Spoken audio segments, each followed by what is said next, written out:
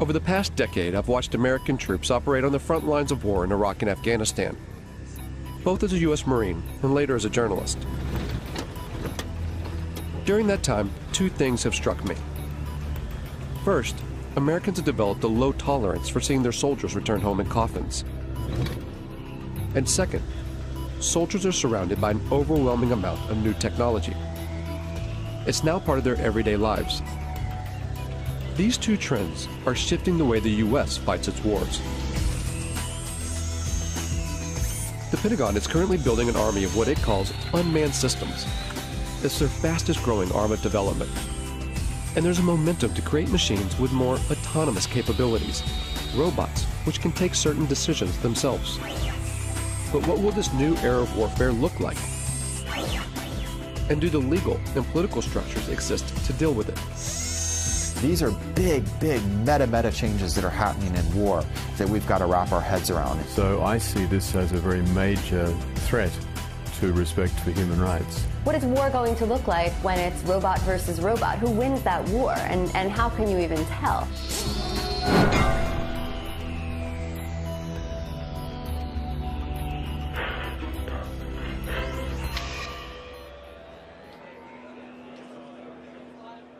This is the largest gathering of robotics companies in the world. It's organized by AUVSI, the Association of Unmanned Vehicle Systems International. So these are successfully used in operations at the reactors. Hundreds of private corporations and university researchers are here to show off their latest cutting-edge inventions. And so there's things that we can actually pick up with the gripper, use them to defuse a bomb, and then put them back. They're all either selling their products or soliciting funds for their projects. And most of them are targeting a single customer with deep pockets, the U.S. military. This is an annual conference for the robotics industry in Washington, D.C. Years ago, this was a pretty small gathering. This year, there'll be over 7,000 attendees. It's an enormous business here now. It covers everything. You'd be surprised what you could find. Everything from unmanned boats, ships, submarines, to armed drone helicopters. And just the air portion of the robotics or unmanned industries this year will be worth $7 billion. In 2009, the U.S. Defense Department earmarked $18 billion over 5 years for the development of unmanned systems. This boom in military robotics comes off the back of the so-called global war on terror. The wars in Iraq and Afghanistan, along with lethal action in Pakistan and Libya, have created a political and strategic space for unmanned robotic systems. It's not a situation where you're in these big, formation operations or fights. You're dealing with very explosive, very spontaneous events. So you need something that's watching all the time and something that's very adaptable to be able to move from one location to another very quickly. The U.S. Air Force is presently training more unmanned systems operators than it's training manned fighter plane and manned bomber plane pilots put together. But that actually makes perfect sense because they're actually buying more unmanned systems than they're buying manned fighter planes or manned bomber planes. The number of drones in use by the U.S. military has surged from a handful in 2001 to over 7,000 today, and the number of ground robots has shot from 0 to 12,000.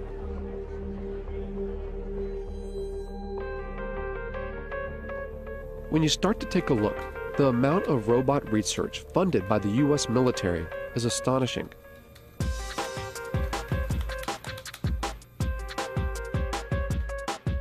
Fault Lines put in more than 100 requests and follow-ups to the Pentagon, military contractors, private robotics companies, and university research labs. But gaining access to see how these tax dollars are put into use isn't easy. When we could actually get a response, it was almost always a firm no. After several months of chasing, only a handful agreed to allow us to film.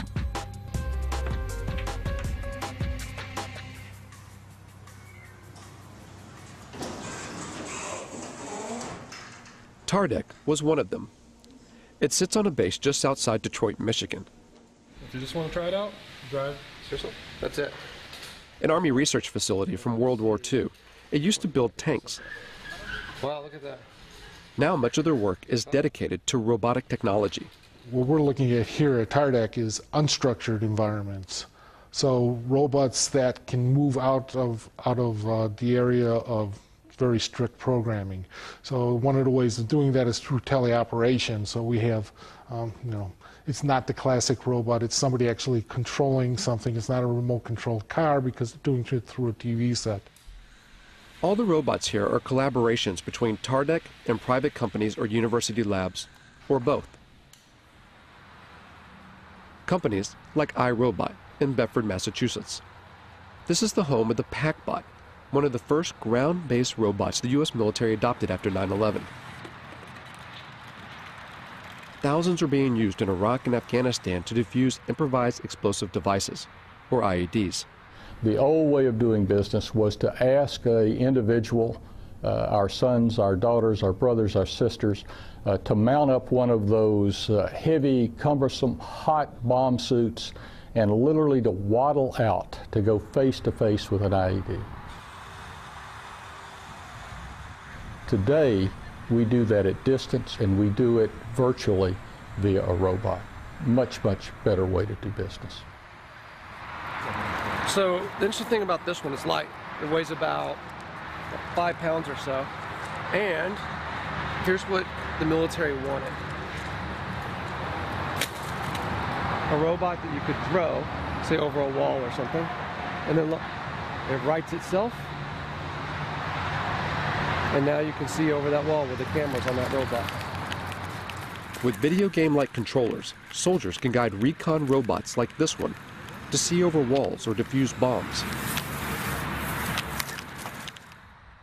These ground-based robots add a buffer between the soldiers that use them and a potential threat, whether it's a bomb or a human enemy. But technology designed to save lives can be easily modified to kill. The step between putting a laser beam on someone's forehead, it's not a technological leap to then putting a bullet in their forehead. It's actually a legal, political question. We feel strongly and ethically that there has to be a man in the loop. If you look at the history of any military technology, it typically starts in reconnaissance, then becomes frustrated that you see bad happenings but can't deal with them, and it evolves to strike. Really, the technology will happen. It's how we're going to deal with that technology. While the idea of arming ground robots still seems taboo, in the air, it's a line that has long been crossed. At a Utah Army testing facility, the military has invited members of the media to a display of its unmanned aerial systems. We're going to showcase that entire package for you here today in a way that I think is going to really resonate with you once you see what's inside and behind the curtain. It's the largest drone demonstration the U.S. Defense Department has ever allowed to be filmed. As the drones fly overhead, journalists watch the mock operation from inside a hangar. From 7,000 meters in the air, the Gray Eagle hunts its target. 8-9, Overlord Maine. Maintain eyes on that truck. It's estimated that the Pentagon will invest nearly $37 billion toward drone development through 2020, advancing unmanned systems more than piloted aircraft. Oh, I think it's fundamentally changed warfare. I think it's fundamentally changed the way we operate. I think eventually it's going to fundamentally change the way we live in the United States. And now we have a technology that allows you to carry out acts of force without having to think about some of the consequences, the political consequences of sending sons or daughters into harm's way. So in my mind, the barriers to war in our society, they were already being lowered.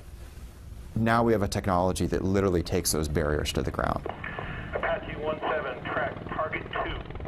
All of which make it such an attractive tool for the U.S. But drones are some of the most controversial weapons in the American arsenal,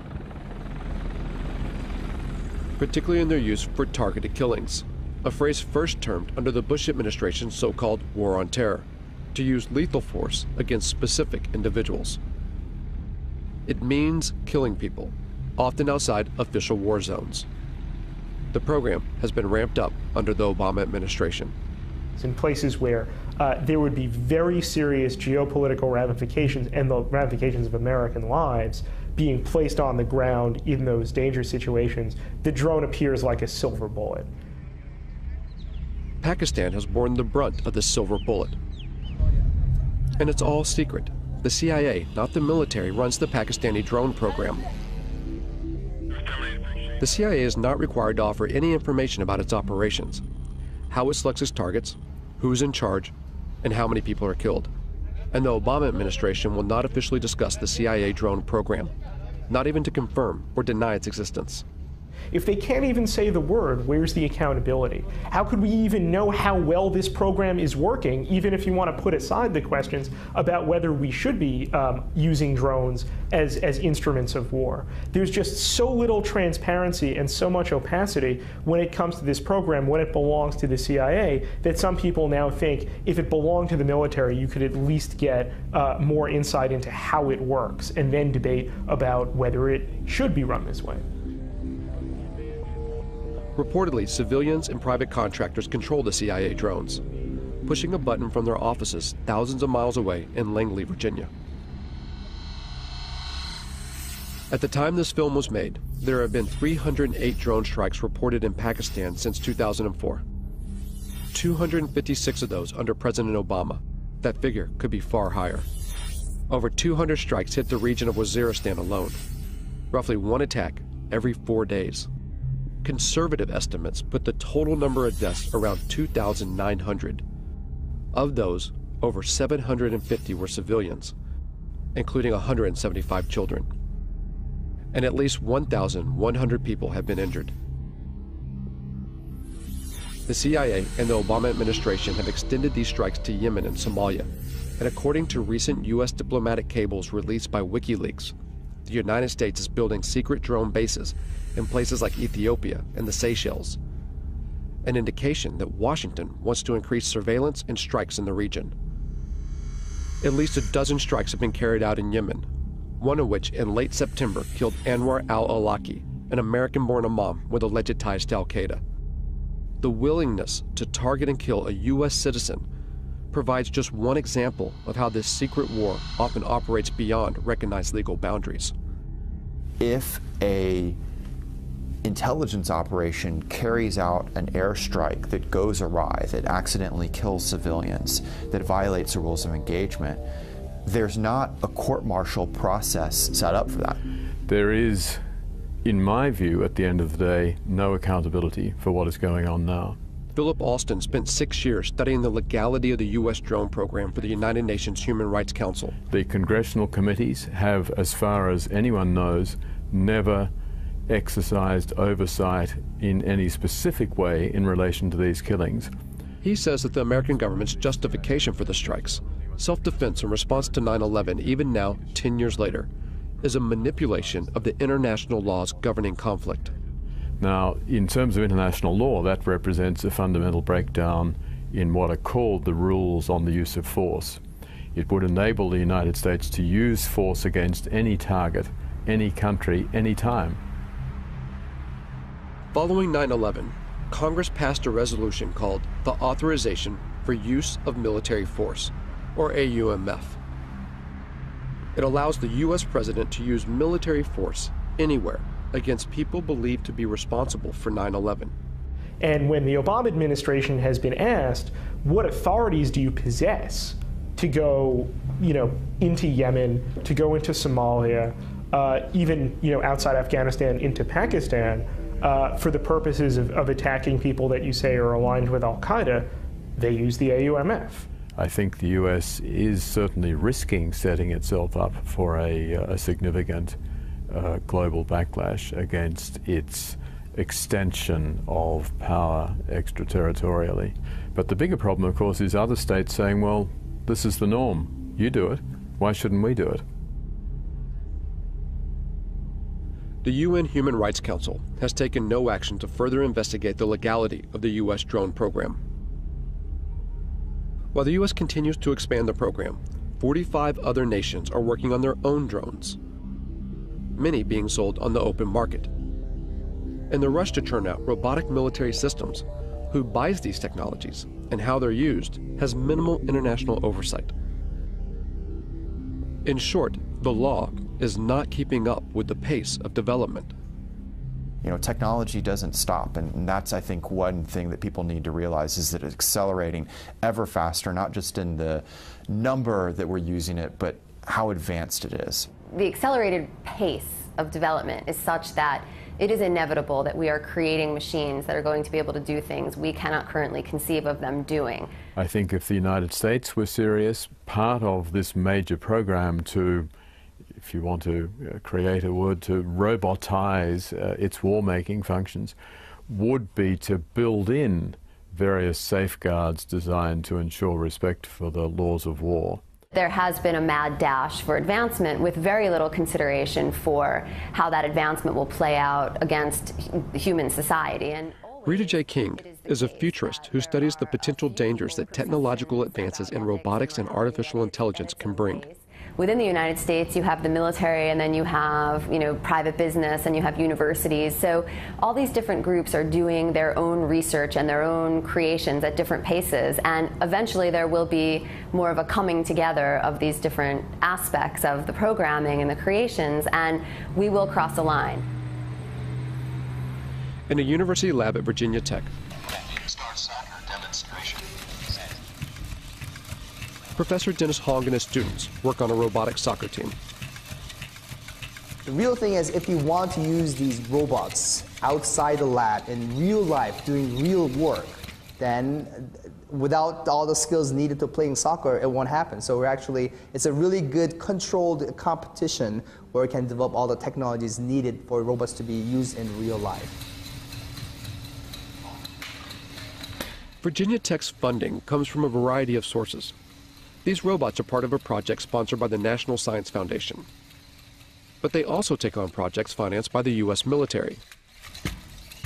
So as a research lab, the technology we develop, we want the society to be using our technology. Of course, many of our robotics projects, most of them, if not all of them, are to help the society. But here they recognize that a technology's ultimate use is unpredictable. Time to time, as a group, we sit down and discuss about these kind of problems. Mainly, it's very sensitive, especially for when we work on military-funded projects and those kind of things. But many times, we don't have any control once it leaves our hands. However, that's true for any technologies, any science besides robotics as well. It's hard to put a timeline on how fast robots and artificial intelligence will develop. But almost everyone we spoke to seemed to believe that in just a few decades, the robots that will exist in our world will be unrecognizable by today's standards. I think the probability is virtually one, a certainty, that machines will be as intelligent as people, that we will have intelligent robots, that robots will be ubiquitous. So then the consensus of people in the industry is somewhere around 2025, 2030, and even if you would say, oh, that's optimistic. So maybe it's 2050.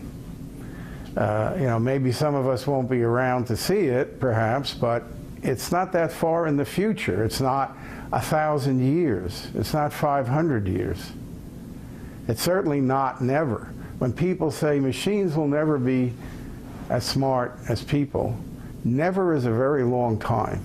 The robots that we create could, of course, eventually will become much smarter than we are. And because they're smarter than us, we won't be able to conceive of how smart they are. And we'll have no control over that. And I don't think our brains are really equipped to accept the enormity of what that means, because we do find ourselves intelligent now. Science fiction stories have always made predictions about conflict between machines and people. The way to avoid that is for humans to always be at least as intelligent as their machines.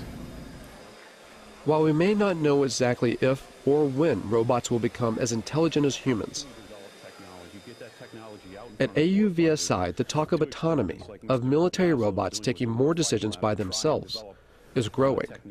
Work on the next generation of autonomy, maybe before it's really needed, to show where it can go. General Riggs talked about unfair advantage, and I'm in full agreement with him. We want unfair advantage. We want lots of unfair advantage. Why shouldn't we? And unmanned systems, and especially weaponized unmanned systems, clearly provide a huge advantage. So how far will robot autonomy go? And will a robot ever be allowed to make the ultimate decision? to take a human life. Officially, the U.S. military claims there will always be a man in the loop, that a human will always make the decision to kill. But there are signs that this may not always be the case. In 2006, the Army funded a major study to find out if lethal autonomous robots could be programmed to act ethically on the battlefield.